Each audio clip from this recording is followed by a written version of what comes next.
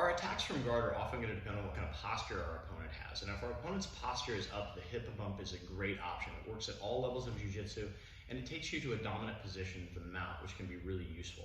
So I'm going to start from the closed guard. If my opponent's posture is up, I'm going to want to take advantage of that and take him backward. If I try to do a technique like the arm bar, his arm's too far away. If I try to grab his collar's too far away.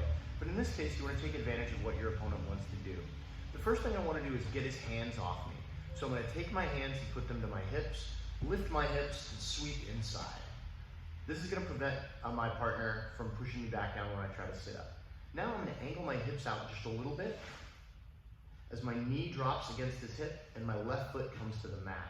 Now I don't want to disconnect from him. If I disconnect from him and Dave pushes down my leg, he can start to pass, and that's going to put me in a bad situation. So you notice that I never lose connection with his hips, so now if he tries to push my leg down, he's pushing it through his own thigh. That's going to be hard for him.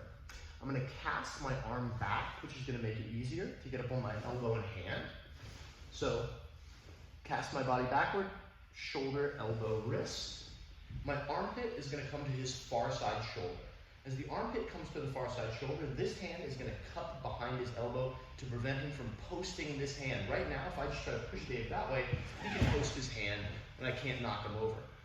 For the next technique, we'll talk about what happens if he escapes his hand and is able to post. But for now, we want to cup behind his elbow, bring it tight to my body so he's not able to post. Now, I don't want to take him straight backward because that takes him right into his base, which is his legs.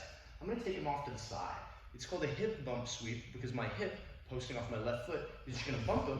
You see that knocks Dave off his base. And now, I just take him to the side in an easy corkscrew motion. If I tried to push him straight backward, I would run right into his base and also run the risk of injuring my partner's knees, neither of which I want to do. So again, we start from the closed guard. If he's got his hands on me, he can sometimes push me down as I try to sit up, so I don't want that. I'm going to put my palms on my hips, sweep inside, just sweep his hands off me. Again, we want techniques that work both gi and no gi. Move my hips out, maintaining connection. Left foot comes to the mat. I'm going to cast my arm back, shoulder, elbow, wrist, and my armpit comes to his shoulder. Cup right behind his elbow, pull it tight to your body, and now again, we're going to hip bump.